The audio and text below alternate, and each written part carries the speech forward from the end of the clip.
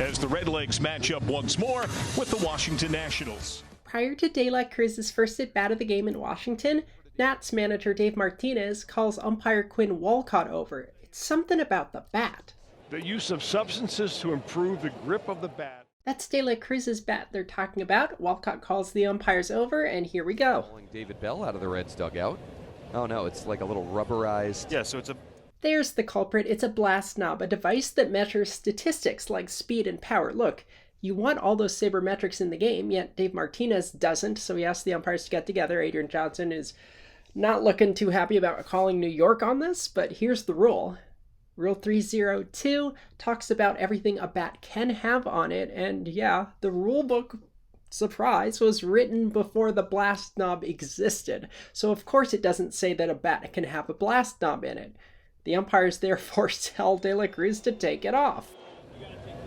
Gotta take this off. Umpire Walcott goes back to talk to Martinez, who seems to disagree about something, and I'm going to tell you why this grinds my gears momentarily. David Bell gets his explanation, and De La Cruz strikes out. Swing and miss at the slider. Oh, I'm not done with you yet. This is what David Martinez was trying to do. Because the manager is allowed one request per game.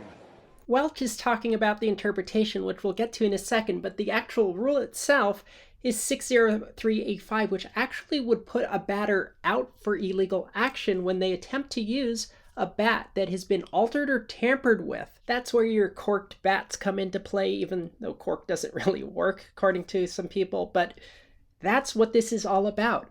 Martinez is trying to get De La Cruz declared out for an illegal bat. So it's the blast data. Oh no, it's like a little rubberized. The little data collection tool results in an illegal bat inspection from the umpire manual. Interpretation 69 nicely states that a manager may request an inspection of an opponent's bat once per game. It's in bold, and the key here is the penalty is not only the bat's removal, but the player's ejection from the game. Now, maybe the crew is doing preventative officiating by just telling him to take it off, but if Martinez is perturbed here, maybe he didn't get the ejection penalty he wanted. But here's my favorite part. It is my knowledge that that has been pre-approved for him to use that on his bat. So as it turns out, the commissioner of baseball, Rob Manfred, is here tonight. Honestly, this is 2023 baseball in a nutshell. The thing has been approved, and yet this happens. And the commissioner's at the park. Wow. That makes this next sequence even more satisfying. Bus stolen base number. De La Cruz comes up in the fifth, and look at what's on his bat. Oops, too bad for Martinez, you only get one inspection request per game. De La Cruz trying to add to it. He crushes! And remember earlier in the game, there was dispute over the knob of De La Cruz's bat, and he points at it. Nice job by you and the crew. But was it really? Well, I guess for baseball. I have such a foul taste knowing a manager can order an inspection, resulting in an ejection suspension potentially. But if they're wrong, there's no penalty. So let's talk hockey. If you make a request for a stick inspection and the player has an illegal stick, they get a penalty. But if you're wrong, you get a penalty. I'm not sure what the penalty should be in baseball, but it should be at least something for a failed inspection request.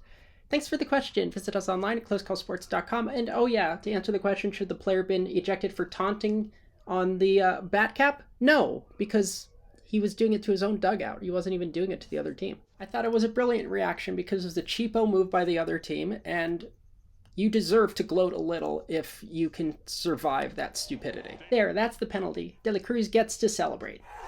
Whoop-de-doo.